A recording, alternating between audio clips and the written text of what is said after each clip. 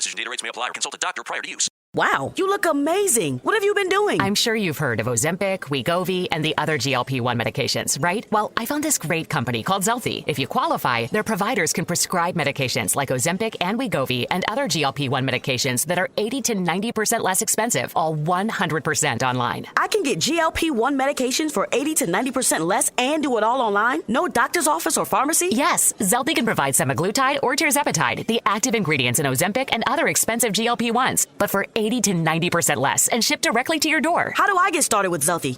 Call pound 250 with the word CARE to get started today with Zelfie. Get the same active ingredients in Wegovy or Ozempic, but for 80 to 90% less and 100% online. Don't wait. Call pound 250 with the word CARE right now for a link to your exclusive offer. Call pound 250 with the word CARE. That's pound 250 with the word CARE. Pound 250 and CARE. Finding great candidates to hire can be like, well, trying to find a needle in a haystack. Sure, you can post your job to some job board, but then all you can do is hope the right person comes along. Which is why you should try ZipRecruiter for free at ziprecruiter.com/zip. ZipRecruiter doesn't depend on candidates finding you. It finds them for you. Its powerful technology identifies people with the right experience and actively invites them to apply to your job. You get qualified candidates fast. So while other companies might deliver a lot of hay, ZipRecruiter finds you what you're looking for. The needle in the haystack. See why 4 out of 5 employers who post a job on ZipRecruiter get a quality candidate within the first day. ZipRecruiter, the smartest way to hire. And right now, you can try ZipRecruiter for free. That's right, free at ziprecruiter.com/zip. That's ziprecruiter.com/zip. ziprecruiter.com/zip. Welcome to Good Advice Givers, the podcast where real stories meet real solutions. Whether you're leveling up in life, navigating your hustle, or simply looking for wisdom that works, you're in the right place. We bring you straight talk, actionable tips, and uplifting conversations to help you grow in mindset, money, and motivation. Don't just listen, tune in weekly, download your favorite episodes, and if you love what you hear, donate to support the mission. Your support helps us keep sharing the good advice that changes lives. We're building a community of thinkers, doers, dreamers, and believers, and we want you in it. From interviews with entrepreneurs and creatives to personal reflections on real-world challenges, every episode is packed with practical value. Ready to grow with us? Let's get into it. You know that moment, something big happens, or, well, maybe might be happening, and you just get that urge, Grab your phone, type it straight into the search bar. We all do it. Absolutely. It's basically our reflex now for understanding what's going on. What does it all mean? Well, today we're diving into a topic that clearly sparked a lot of that exact kind of curiosity.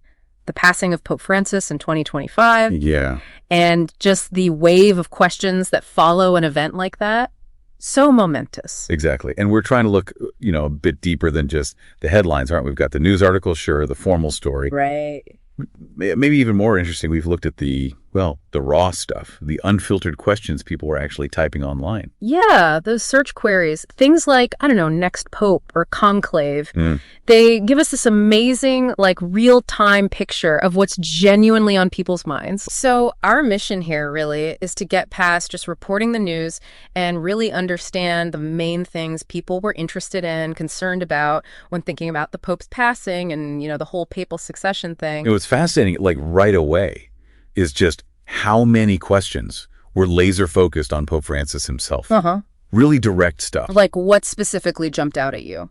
Well, the most common ones were incredibly blunt. Pope Francis' death.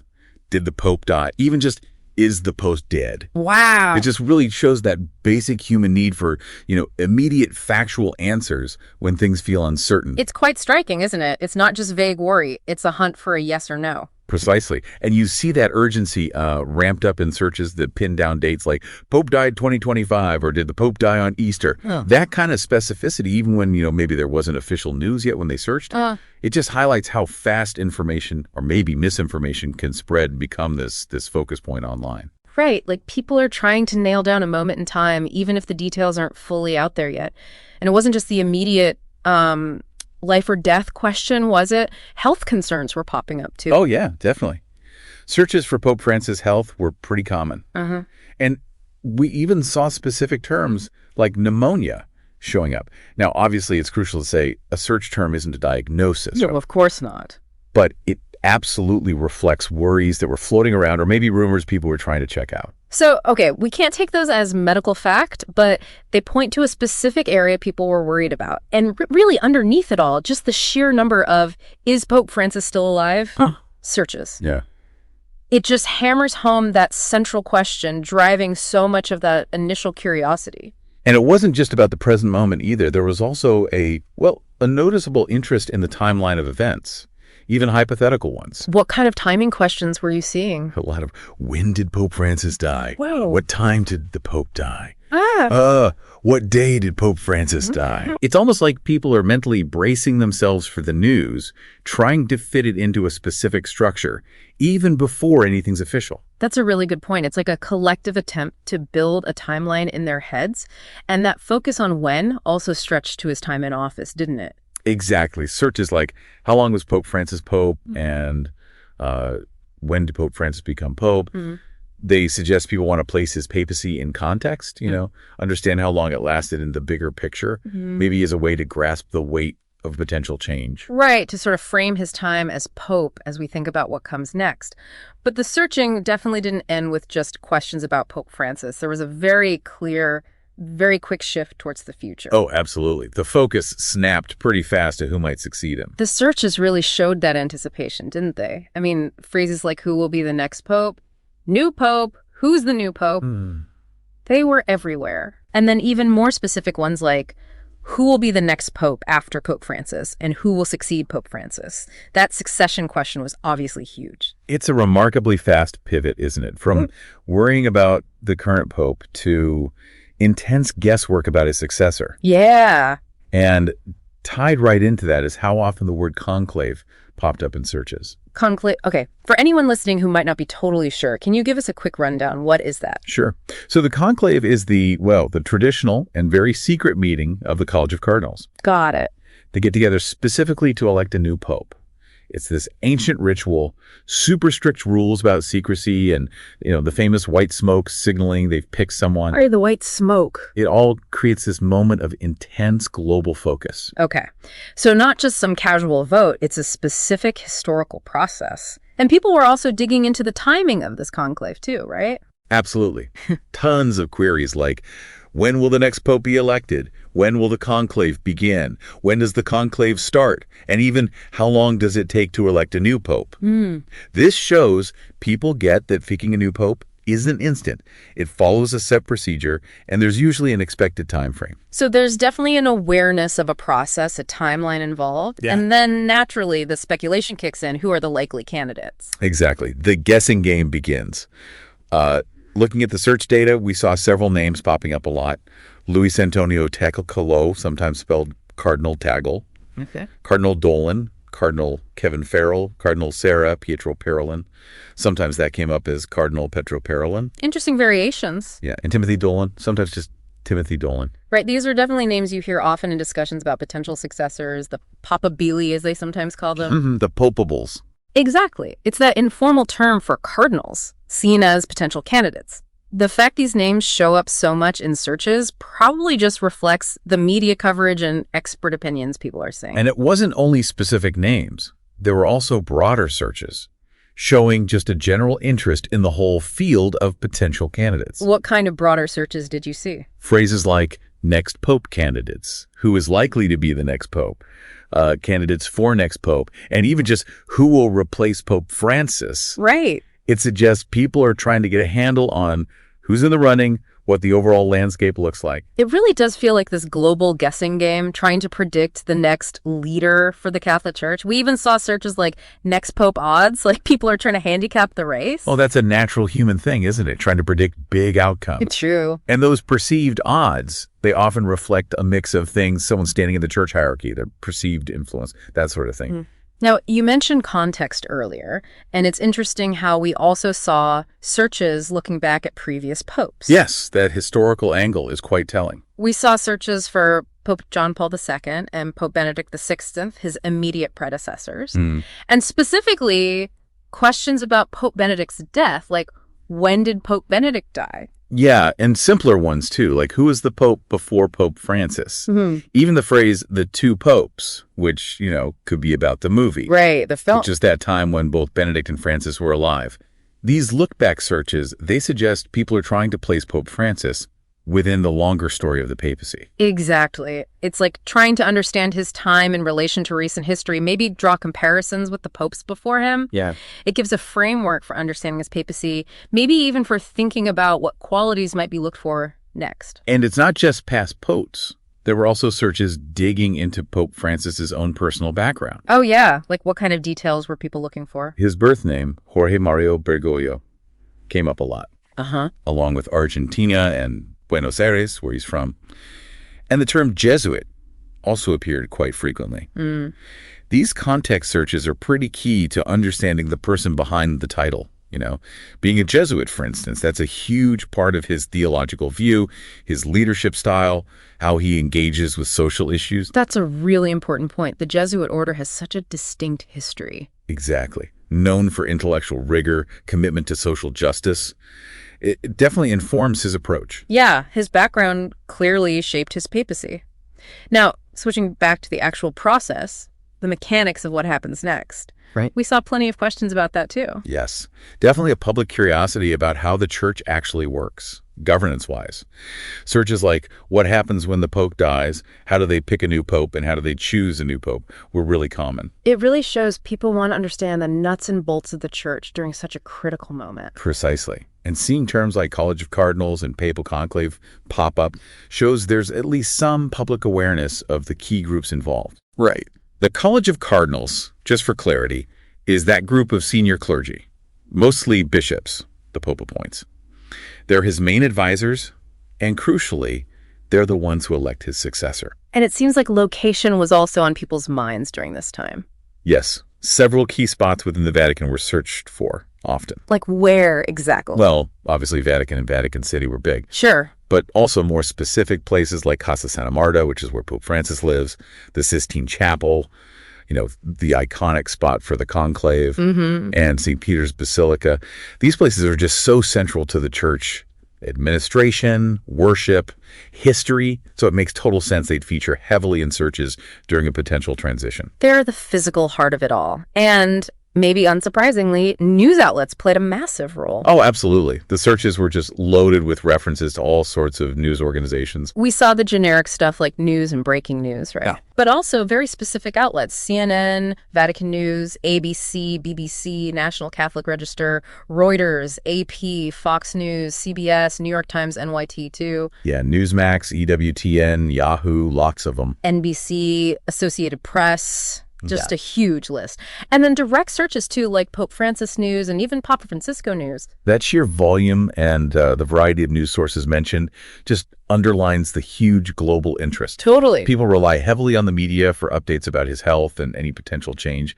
It also maybe suggests people are looking for different angles, comparing sources. Yeah, casting a wide net to stay informed.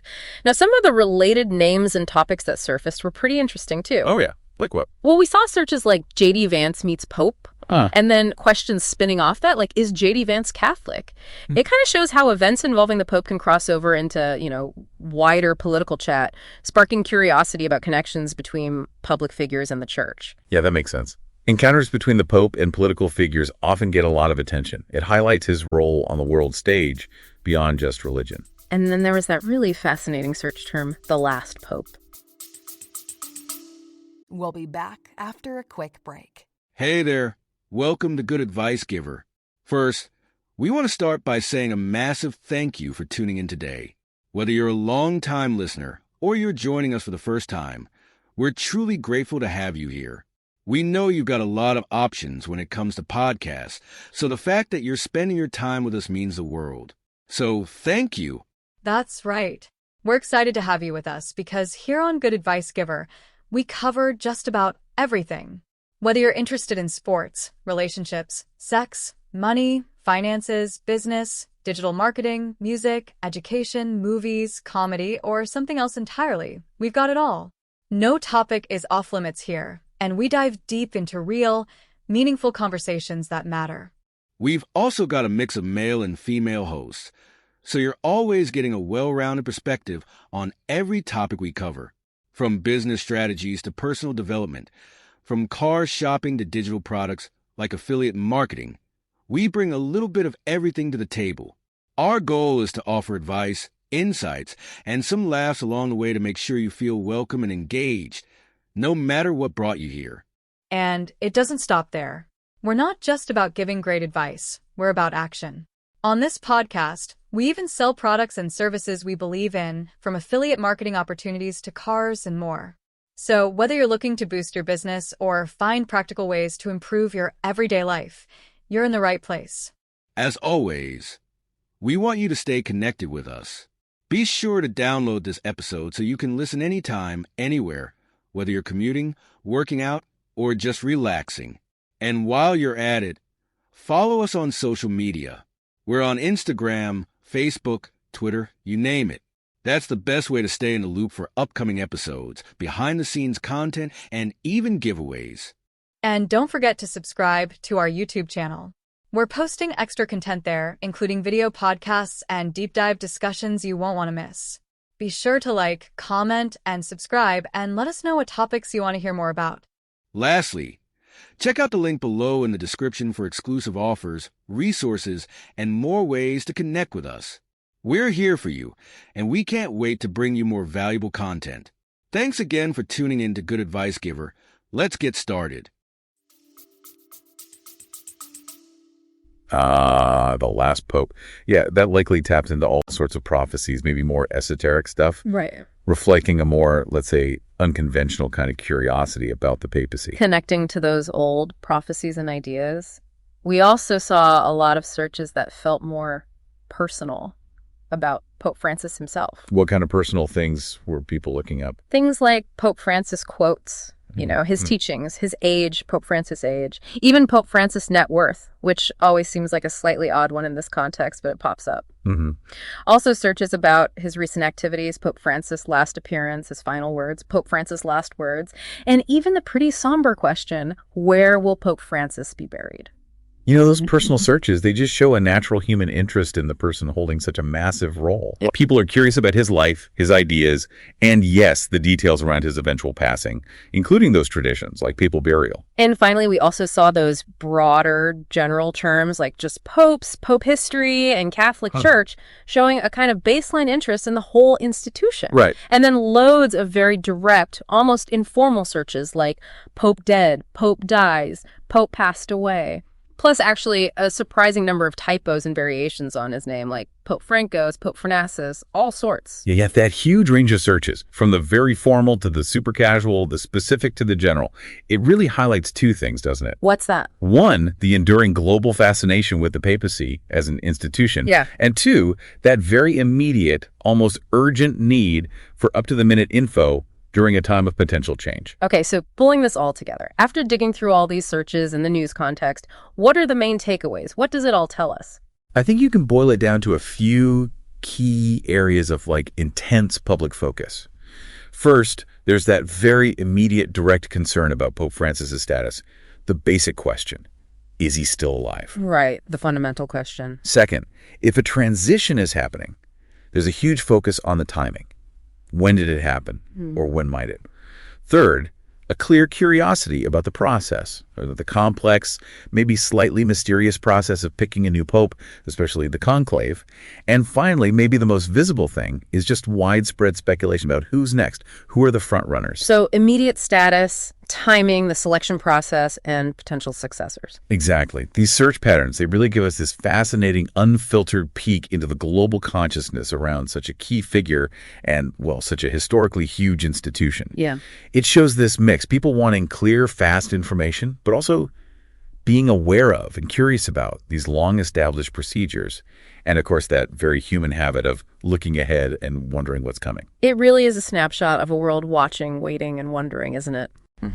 So maybe for everyone listening, as you keep following the news, maybe doing your own searches, Just think about the incredible historical weight, the global impact of choosing a new leader for over 1 billion people. Yeah. It's this ancient process playing out right now in our super modern, super connected world. Hopefully this deep dive has given you a bit more insight into the kinds of questions being asked and maybe why they matter. You know how sometimes a big question pops into your head and, well, the first thing you do is grab your phone and type it into a search bar? Oh, absolutely. Happens all the time. Well, today we're diving into a topic that's clearly on a lot of minds right now, Pope Francis. Mm-hmm. We've been looking at what you've actually been searching for, the news headlines you're seeing, and the terms that are really spiking things like conclave, next pope, even specific names of potential successors. Right. It's fascinating, really, to see this real-time snapshot of, well, public curiosity and concern. Yeah, and our mission here isn't just to, list what's out there, but to really try and understand what it all means, to get beyond the simple headlines. Exactly. And we've certainly observed a significant number of searches focusing right on the Pope's well-being. Yeah, what kind of things? Queries like Pope Francis' death, or did the Pope die? Even just, is the Pope dead? They're appearing really frequently. Wow, very direct. Very direct. And these questions, they really highlight a fundamental need people have for just current information, straight answers. Okay, let's maybe unpack this a bit. What really struck me looking at these first searches is just how immediate they are, how factual people want the answers to be. Mm-hmm. You're not just asking about his health generally. It's that blunt, did he die question. Sometimes even with specific dates, right? Like Pope died 2025, or I saw, did the Pope die on Easter? Yes, exactly. That points to a real urgency, doesn't it? A desire to know the situation now. Definitely. And this immediacy, it suggests people are looking for definitive answers, probably in what feels like a really fast-moving news cycle. And we're seeing health concerns too, right? Not just the life or death question. That's right. Related health concerns are surfacing. Searches for Pope Francis' health generally, but also specific things like pneumonia are appearing. Okay, but just to be clear, seeing pneumonia in a search doesn't mean that's a confirmed diagnosis or anything. Oh, absolutely not. But it does show maybe a particular concern or rumor that's circulating, something people have heard and are checking. Gotcha. And really, at its core, the sheer number of searches for, is Pope Francis still alive? Just underscores the central question on seemingly everyone's mind. And it's not just about right now, is it? I noticed a really specific interest in, the timing of things. Explain that. Well, queries like, when did Pope Francis die? What time did the Pope die? Even what day did Pope Francis die? They're really common. It's almost like people are trying to pinpoint a specific moment it might have happened, even though, there's been no official announcement of anything like that. That's a really interesting point. It's like preparing for the information almost. And this focus on the when, it also stretches to his time in office, doesn't it? Yeah, I saw that too. Searches like, how long was Pope Francis Pope and when did Pope Francis become Pope? Right. Which suggests maybe a desire to understand the duration of his papacy, perhaps as a way to contextualize any potential transition. Yeah. Putting it in perspective. Okay, but the search activity, it definitely doesn't stop with just questions about Pope Francis himself. No, not at all. There's this really strong pivot towards the future. I mean, the searches are just full of anticipation. Like what? Things like, who will be the next pope, new pope, who's the new pope, and then even more specific ones like, who will be the next pope after Pope Francis, and who will succeed Pope Francis? Yeah. The succession question, it's clearly a major, major point of interest. It's almost immediate, the shift. It is. Yeah. And what's fascinating there is how quickly that focus shifts. The term conclave also pops up frequently in searches connected to succession. Right. Conclave. Can you quickly explain that? Sure. So for anyone unfamiliar, the conclave is that very traditional, highly secretive meeting of the College of Cardinals. They gather specifically to elect a new pope. Got it. And people are asking about the timing of that too. Oh, yeah.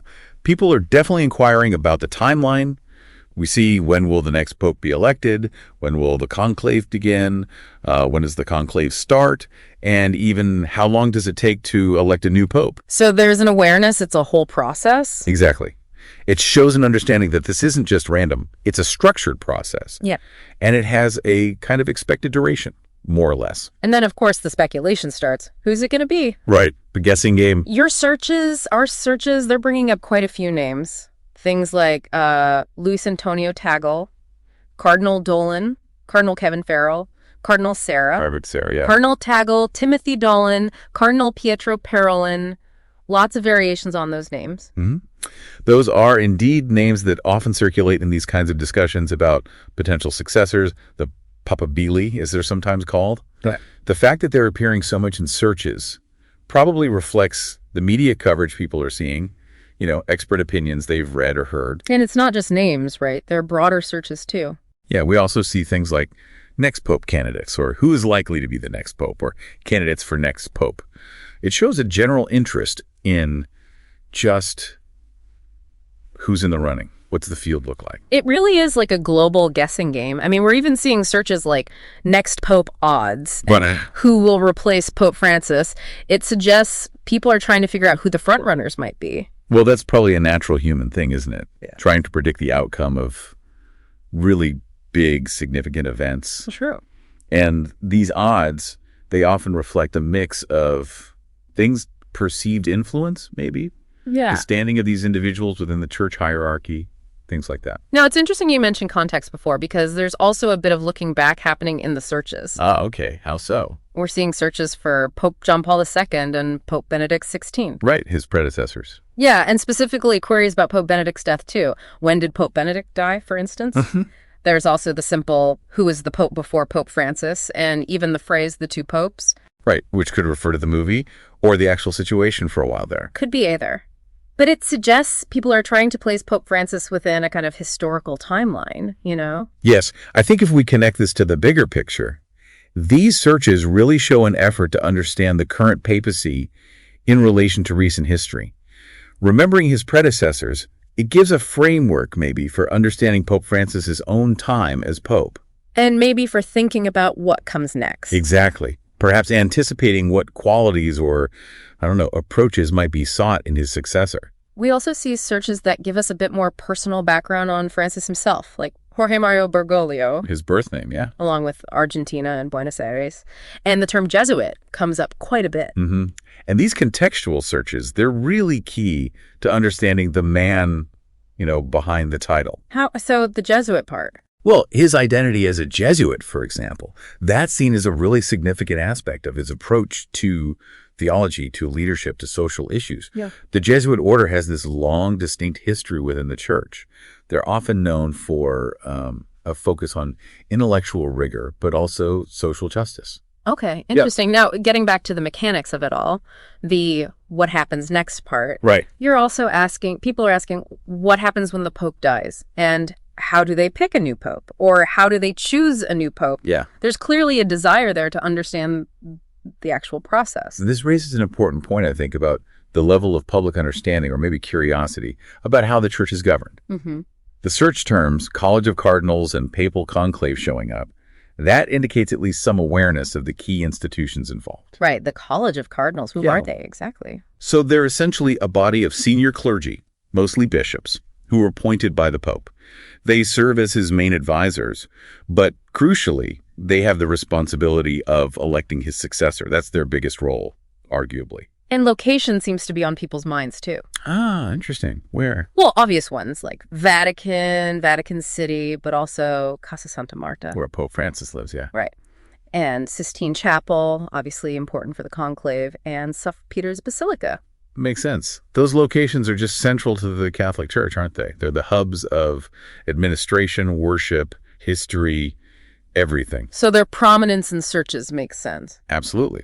Especially in the context of a potential papal transition. That's where the action happens, so to speak. And naturally, news is a massive part of this whole picture. Oh, undoubtedly. I mean, the search queries are just packed with news outlets. Yeah. Generic ones like news, breaking news, but also specific ones, CNN, Vatican News, ABC News, BBC News, even outlets like National Catholic Register or Reuters, NAT, all the big ones. Mm-hmm. Fox News, CBS. Yeah, tons of them. And direct searches too, like Pope Francis News or even Papa Francisco News. The sheer volume of those news-related searches, it just underscores the huge global interest in Pope Francis, doesn't it? And the widespread reliance on media for any kind of updates. Totally. Now, some of the related figures and topics that pop up are quite interesting too. Oh, like what? Well, we see J.D. Vance meets Pope, and then related questions about his religion. Is J.D. Vance Catholic? Things like that. Okay. It just shows how these papal events can kind of intersect with broader political or public discourse, you know? Yes, encounters between the Pope and, well, public figures often generate that kind of interest and maybe speculation. It highlights the Pope's role on the world stage beyond just the church. We also see a few other names like Peter Turkson, Jonathan Pryce. Probably from the Two Popes movie again. Likely. And the really intriguing search term, the last Pope. That one likely connects to various sort of interpretations and prophecies throughout history. It reflects maybe a more esoteric kind of curiosity surrounding the papacy sometimes. Nostradamus predictions, things like that. Right. We also see a more personal interest in Pope Francis himself. People searching for Pope Francis quotes. His teachings, yeah. His age, Pope Francis' age. Even Pope Francis' net worth, which is always a strange one for a pope. Always comes up, yeah. Questions about his last appearance or last words. And then the rather somber query, where will Pope Francis be buried? These personal searches, they reveal that, well, natural human curiosity about the individual, don't they? The person holding this really significant office, people are interested in his life, his words, and, yeah, the details surrounding his eventual passing, including those traditions of papal burial. And finally, there are just broader terms floating around, things like popes, pope history, Catholic Church. General interest? Yeah, and a lot of very direct, almost informal queries, just Pope dead, or Pope dies, Pope passed away. Very blunt. Yeah, plus loads of variations and misspellings, you know, Pope Francis, Pope Phronosis. It's a real mix of formal and informal ways of asking. And that wide array, I think it demonstrates both things simultaneously. That general, enduring interest in the institution of the papacy itself, and also a very immediate, almost urgent need for up-to-the-minute information, however you phrase the question. Okay. So taking all of this in, this whole stream of searches and questions, what are the main takeaways from this deep dive? What does it really tell us? Well, I think it really seems to boil down to a few core areas of intense interest. Okay. First, there's that very direct concern about Pope Francis's current status. Just, is he okay? Is he alive? Right. The fundamental question. Second, if a transition were to happen, people are very focused on the timing of that event. When did it or when might it occur? The when. Got it. Third, there's a real curiosity about the intricate process of selecting a new pope, particularly that whole mechanism of the conclave. How does it actually work? And finally, maybe most prominently in some ways, there's just widespread speculation about who the potential successors might be. Who's next?